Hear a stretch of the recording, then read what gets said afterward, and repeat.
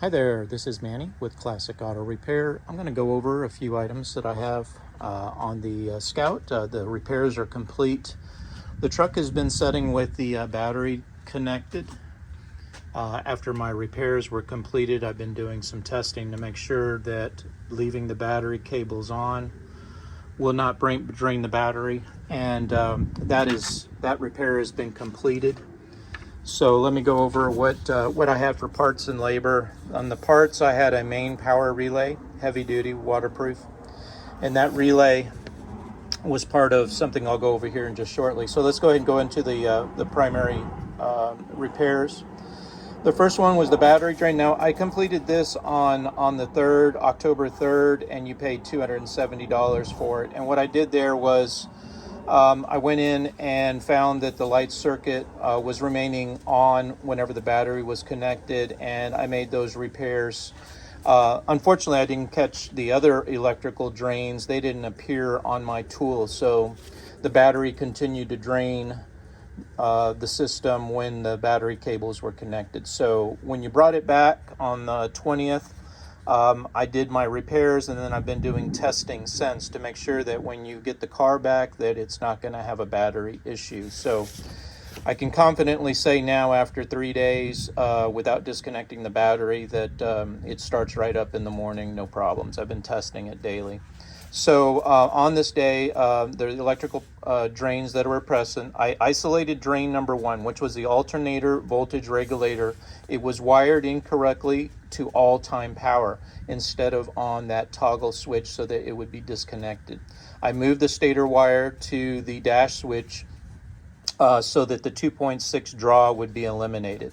So that is this right here. These are your wires that come and go to the voltage regulator here, and they were powered all the time, and that was causing a drain on the system. So I put the stator wire to the ignition circuit. That way, if the toggle switch on the dash isn't engaged, the alternator isn't,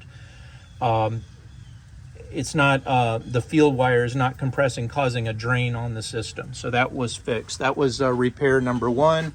I have 1 hour for that to do the repair, and that's the $225 there.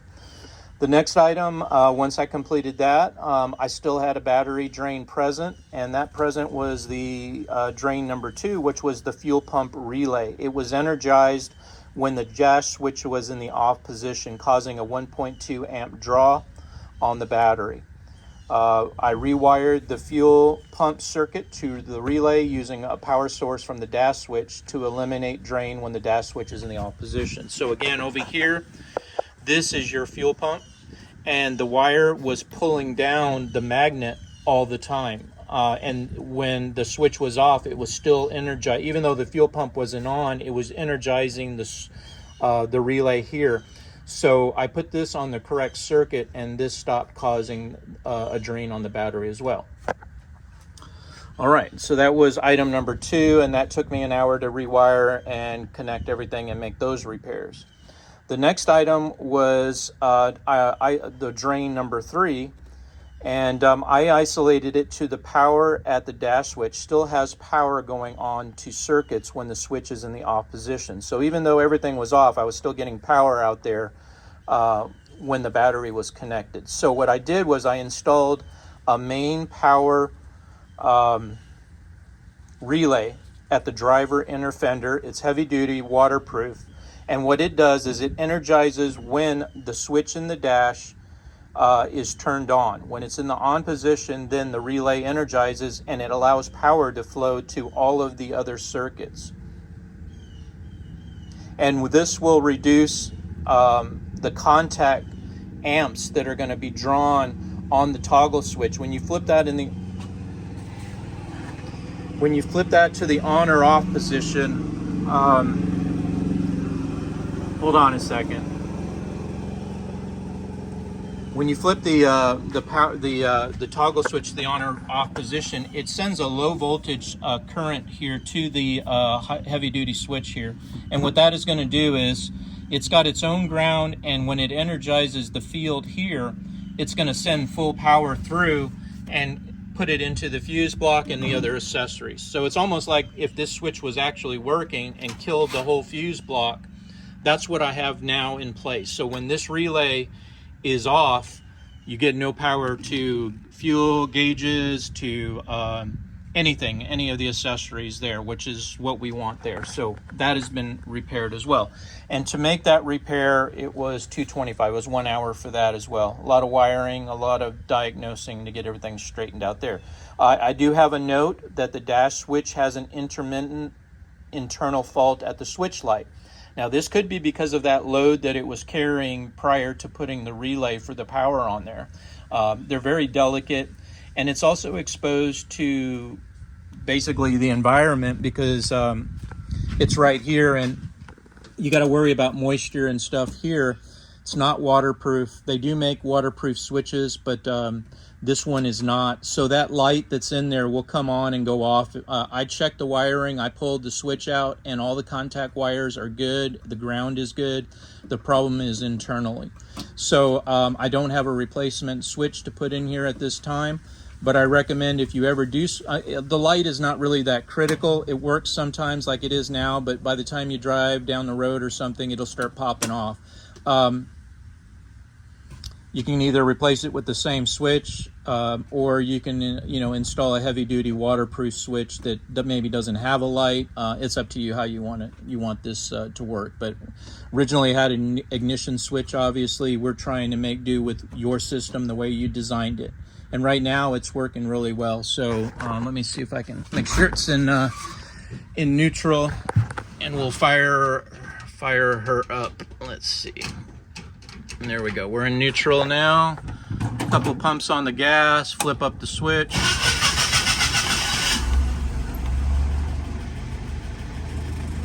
And you're running really nicely. And just flip the switch off. It kills all the circuits. Everything is off. And again, I feel much more confident because I've had the vehicle longer after my repairs to do diagnostic testing, and now I can confidently say I can leave the battery cables connected for over 72 hours and I have no drain on the battery at this time. So we're looking good there. All right, so those were the repairs, the three repairs I made, plus the repair that was already completed and paid for. The final item was the warranty check on the clutch hydraulics. I got up underneath it and also completed multiple road tests. And during all the road testing, I never had the clutch fail. It always engaged if I came to a full stop, reverse or first gear would go in without issue.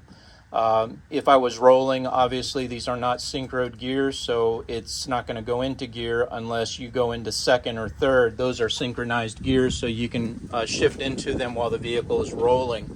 Just something hard to get used to, coming to a complete stop or just popping it into second gear. It doesn't have a lot of power, and I don't know if that's because of this made accelerator linkage here, but it doesn't feel like it's got as much power as it should. That could also be the timing in advance. Of course, that's not what I'm working on today, but something to look at is, out of second gear, it seems to be very doggy trying to climb the hills around the neighborhood. And that could be a couple of things there. It could be a tuning that needs to happen with adjusting the timing, vacuum advance. Could be this throttle linkage that's connected to the gas pedal that's not allowing it to have a complete movement, and that would obviously reduce your performance there as well. But that's, again, another visit and another item to look at in the future. I just want these vehicles to perform as well as they can for my customers, and we can definitely check it out at a later date. Right now I've got 15 cars in the shop, so I am just completely slammed. Unfortunately, I can't get to your other items at this time, but obviously as soon as I have some openings and you want to bring her out to me, I'll tackle all the items that I can. So on this visit here, the total for parts and labor, I have $19 in parts and $6.75 in labor. The total is $715.51, and that'll get you guys down the road. The vehicle is ready to pick up whenever you're ready.